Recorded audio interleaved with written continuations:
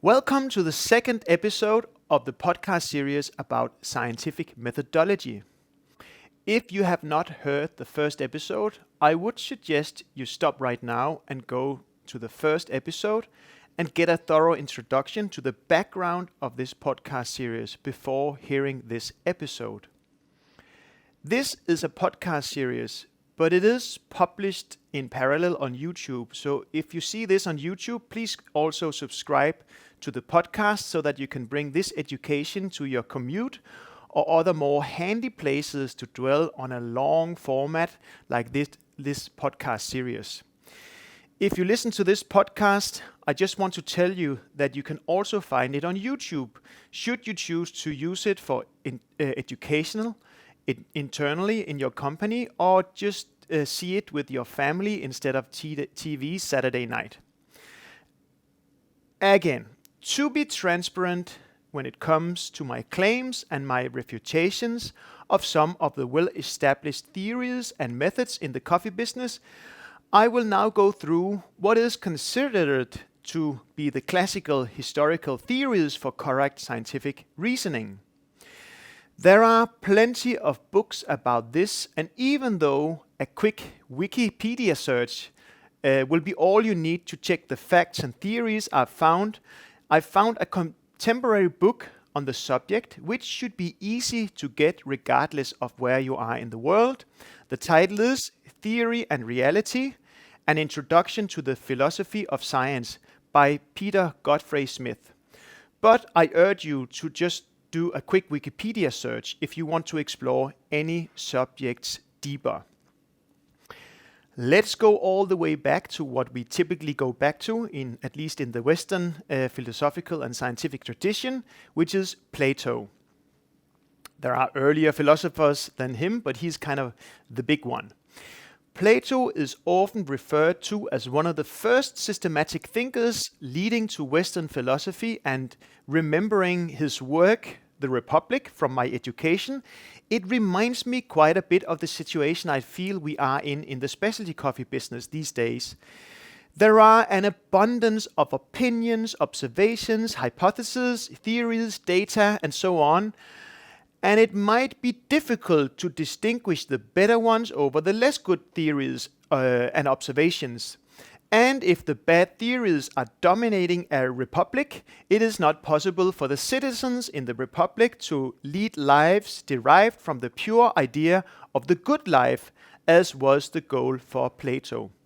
I feel this is a relevant reflection here, as the global coffee community is a society trying to live the good life, and the degree to which we succeed with this depends on how we navigate our businesses with product development and quality control, and how all this ties into the business model.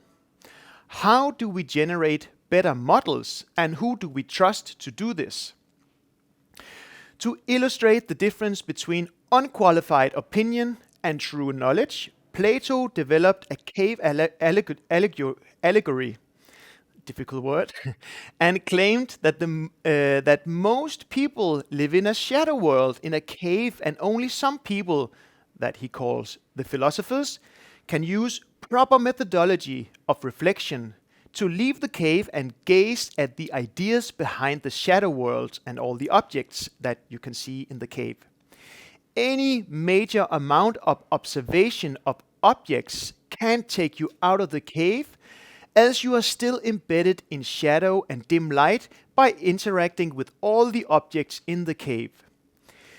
In his cave allegory, only methodology can take you out of the cave, where the true ideas behind the objects are directly visible by direct sunlight. Perceptions in the opinion domain can be great for finding new hypotheses that could be turned into knowledge if the correct method is applied to the investigation. As a teacher through many years, I know about the anxiety of me failing to distinguish between my true knowledge refined by this correct scientific method and my private hypothesis about something I have just said so many times that I start to really believe it's true myself. When teaching, it can be a bit worrying if you can keep your mind sharp on this distinction. I'm pretty sure that about 80% of what I say is true, and perhaps 20% is only my opinion. But it is not always clear to me what the 20% is and what the 80% is. So the best you can do is, as an educator, is try to be self-critical about it and open to the questions that some of your claims are just claims and not established facts, which you can only be sure about if somebody else has found the same conclusion following an objective method where you have not had access to influence the process while people investigated it. The way we do this in Coffee Mind with our rose profile research, for example, is that I create the rose profile and Ida gathers her professional panel and I give her the samples.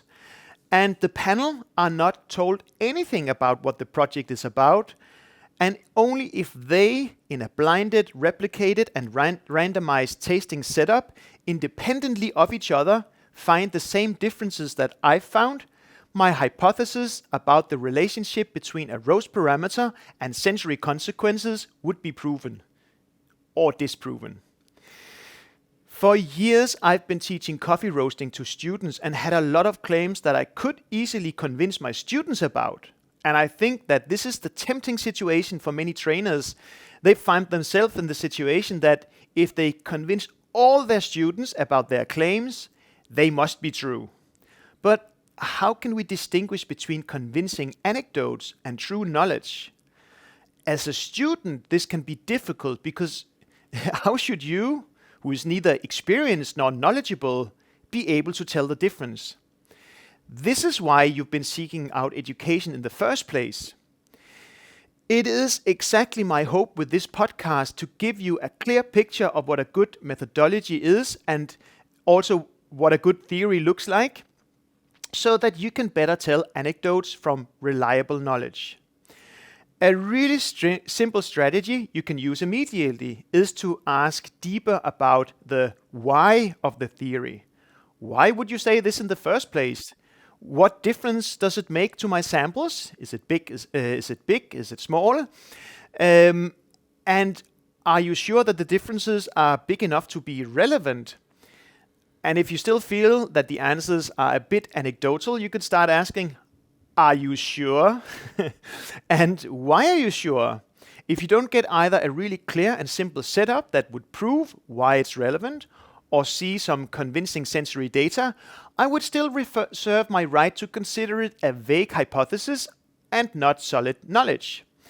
Fundamentally, by posing the above questions, you are zooming into the methodology with which the teacher gathers skills and knowledge.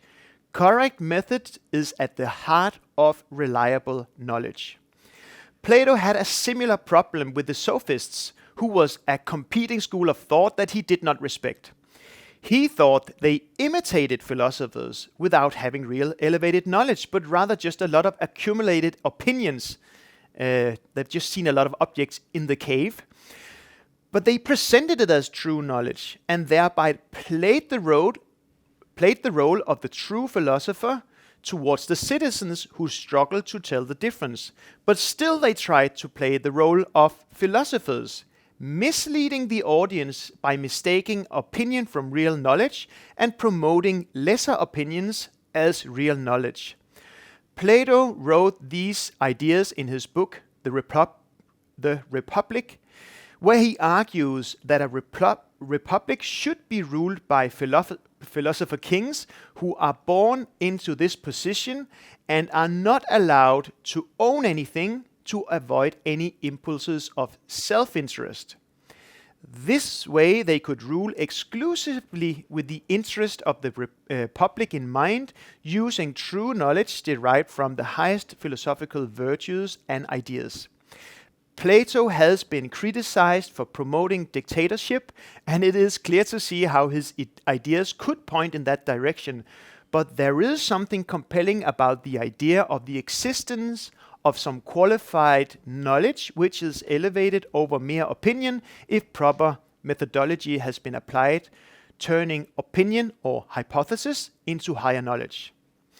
What I suggest in this podcast series is that we, as a community, start to pay some interest in the difference between knowledge and opinion and develop our understanding of the importance of methodology as a community so that we are all better at distinguishing mere opinion from qualified knowledge. As I said in the first episode, in this podcast series, there's a long and useful development of methodology in the area called theory of science and research design that can help us being specific when it comes to this endeavor. And I will do my best to take what I find useful to build exactly this. So let's not have any kings, but focus on the concepts and methods and let them speak for themselves when we pursue improvement of the fundamental concepts we use to control quality and do experiments in the global coffee community. This would be an effort of turning all the opinions and hypotheses out there into true knowledge by applying the right method for the right research questions.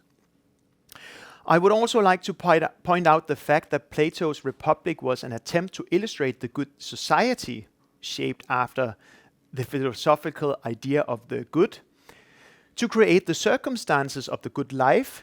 And this is an important point for coffeepreneurs because we also share this aspiration with Plato. In the global coffee community, we want to create our own small kingdom of goodness for ourselves and our customers and friends to enjoy the good life. So the knowledge we seek must support this part of Plato's vision too.